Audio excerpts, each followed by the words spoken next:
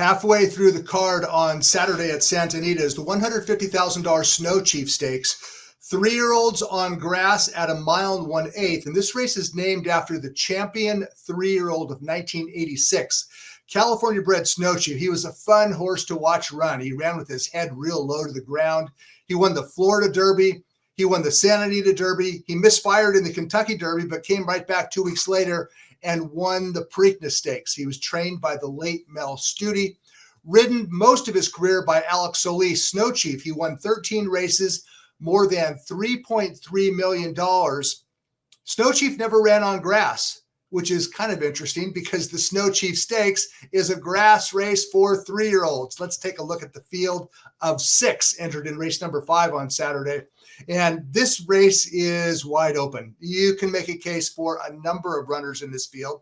Again, a relatively small field, unfortunately, but you could probably make some sort of legitimate case for at least 4 of these. At least I can see 4. And if you're going to use 4 in a horizontal wager, why not use all 6? Okay, let's talk first about the horse that I like best. And because you have to pick somebody, right? And his name is Bally's Charm.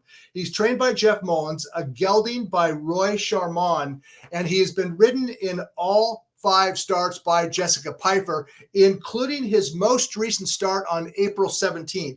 Bally's Charm had not been out in 2.5 months when he returned in this race. He was going a mile on turf at Santa Anita. Take a look at the field of the stretch run. One off the rail, sat second, got first run on the pace setter, and he's going to win this race by 3/4. That's Worst Reed Sanchez on the outside, hanging like he always does. And Bally's Charm ran well. 34.12 turf mile. I know there were 3 together on the wire, but a good, solid, convincing win. Bally's Charm, every start that he has made has been better than the one before. I'm not surprised. Jeff Mullins is one of the best trainers in California, and Bally's Charm is good right now. Can he stay a 1 1/8? I don't see any reason why not. He finished well. He ran fast. He continues to improve. I think that Bally's Charm is the horse to beat. The best horse in the field, however, is a horse that is trying something completely different, and I'm referring to the sprinter Smuggler's Run. He breaks from post position 6. He's never run 2 turns. He's never run for trainer John Sadler. Previously trained by Richard Baltas, who is in a whole heap of trouble right now, as everyone knows. And a lot of the Baltas trainees have been transferred to other stables, including Smuggler's Run. Sadler already has a history with Smuggler's Run's owners, and he actually trains a horse for them, What in Blazes, who Smuggler's Run defeated last time out. Let's take a look at the stretch run of Smuggler's Run most recent start. It was a dirt sprint at 6.5, and on Saturday, he's going a 1 1/8 on grass. So what does this race prove? Well, all it really proves is that Smuggler's Run is still a fast horse in good form. He's not a big horse, and that's one reason why Sadler believes that he will run on. He kind of won with something left, didn't he? I think that Smuggler's Run is likely to make the lead on Saturday in the Snow Chief. And if he gets loose and gets comfortable and gets brave, he could be long gone. He's my second preference in the race. I respect his ability. There are a couple of horses coming in from Golden Gate Fields that both have a big look, including Royal and Rando and a filly named Vincero Grande. Let's take a look at Royal and Rando upsetting the Silky Sullivan Stakes time out at Golden Gate Fields.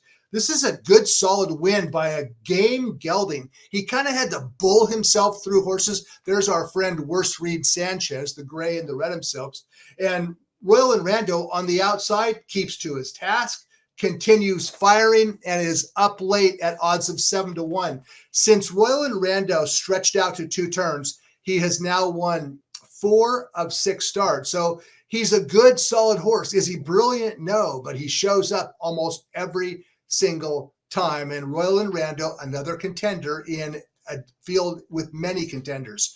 There is one potential long shot in this race, and it's a filly. Vincero Grande is trying to become the first filly, I believe, to win the Snow Chief Stakes. And the reason she is in this race, as opposed to, say, the Mel Air for 3-year-old fillies, is because trainer Andy Mathis believes that she wants every bit of the 1 1/8 distance of the Snow Chief. And she also is primarily a turf and or synthetic specialist. The thing about Vincero Grande is this: she's bizarre in that she does not run like a grass horse. She actually runs like a dirt horse, which is to say that she has a very even-paced style of running. She lacks that instant acceleration, the burst of speed that you normally see from a good grass horse. And you'll see what I mean when we take a look at the stretch run of her runner-up finish last time out in the Campanile up at Golden Gate Fields. And you'll see Vincero Grande, she doesn't really turn it on. She just keeps grinding away. That's her on the outside with the purple cap. She switches leads. She has her chance right here, but she just keeps plugging away and plugging away and plugging away. Very even-paced style of running. She ran well. She finished second by a length. She finished more than a length clear of third in a good solid race against Calbred fillies at Golden Gate Fields. Now, she's not fast enough on numbers, and she's running outside her division, facing Colts and Geldings on Saturday.